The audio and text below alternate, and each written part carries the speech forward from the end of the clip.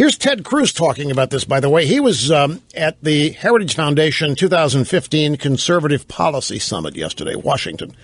He delivered the keynote address. This is a little bit of what he said. We need allies who will take this on. But I got to say, it is hard to enlist the support of allies when America ceases being a good ally. How sad was it in the streets of Paris as 40 world leaders walked down the street? Absent was the United States of America. Where was the president? Where was the vice president? Where was the Secretary of State? Where was the Attorney General who'd been there moments before, but chose to get on a plane and fly back home? Now, Cruz's point is one of leadership. Okay, so these 40 people decided that they were going to show up. Even Netanyahu, who was asked not to by the president of France, Hollande, Netanyahu showed up. He put himself at risk. He said, "To heck with it." The United States didn't. The United States is considered, for many reasons, to be the leader and always has been seen as the strength and the power and the leader, providing defense and projecting power when necessary against the forces of evil such as this. And Cruz's point, when we don't show, no matter how, I mean, look, no matter how lacking in substance the whole thing is in terms of bringing this to a stop, Cruz's point, I think, is mine too. This is a show of unity. This is allies getting together in a way that you don't see very much, and the people or the place, the country that's always looked to for leadership, always looked to for strength, decided not to show. And that's why it's a big deal to a lot of people. I think people are starting to come to grips. A lot of people are. Can I take you back to something? Let me find it right here. Got it nearly. Yes. I want to take you back to a brief mention from the New York Times endorsement of Senator Barack Obama in 2008. And one of the reasons the Times decided to endorse Obama is because they thought Obama was going to repair America's image in the world. America's image in the world had been destroyed, as you know, by George W. Bush and his cowboy renegade foreign policy. And the world supposedly hated us. The world despised us. We had descended into nothing but a bunch of torturers engaging in brutality and inhumane treatment of our friends, the enemy. And so America was hated and despised, and we needed our image rebuilt on the world stage fast. And the New York Times, it's October 23rd of 2008,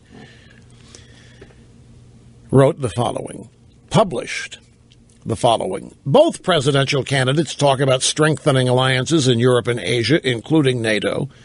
Both candidates strongly support Israel. Both candidates talk about repairing America's image in the world. But it seems clear to us here at the New York Times that Mr. Obama is far more likely to do that, not just because the first black president would present a new American face to the world, but because Obama is a citizen of the world. They actually wrote this crap back in 2008. They actually said Obama would be preferable as president because he's the only guy, because of the color of his skin and because he's a citizen of the world, who could rebuild and repair America's image in the world.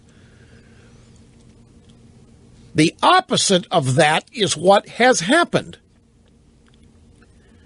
And I dare say Obama not going and not assigning anybody else to go to this rally, this endorsement from the Times, remember, this is exactly what all the media thought about Obama. If you go back to 2008,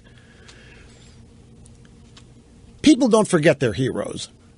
People don't forget those they idolize. And it takes a lot to talk them out of it. It takes a lot to get a kid not to think of his hero as a hero. It takes a lot to get a kid to stop idolizing somebody he has. It takes a lot. The idol has to really screw up. Well, these people were falling all over themselves, it wasn't just his ideology. I mean, it was the whole package. They really had created this fantasy world where Obama was unlike anything who'd ever lived before, certainly unlike anybody who had ever served as president, and he was a magician. Magic was going to happen. That's what they invested in him. And I think they're all now coming to grips with the fact that he's a paper tiger. I mean, this guy's phony, baloney, plastic banana, good time rocker. He's not even interested in the things they thought best qualified him to be president. And I think that's one of the reasons why the drive-bys are so concerned why Obama didn't go. Why didn't Obama send Holder? Why didn't he send Biden? They have all of these fantasies invested in this guy, and one by one, Obama is betraying them. We've paid the price. By the way, this rally that is going to take place in February was originally scheduled for October.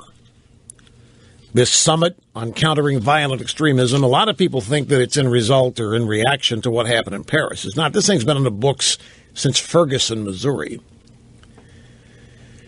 This thing's been on the books since the whole thing happened in Ferguson and other related so-called offenses by the cops. The whole reason for this summit on violent extremism, the cops are the targets of this summit on violent extremism. They are the violent extremists. This summit in February was originally scheduled for back in October. It has nothing to do with Charlie Hebdo, the French magazine, or anything that's happened in Paris regarding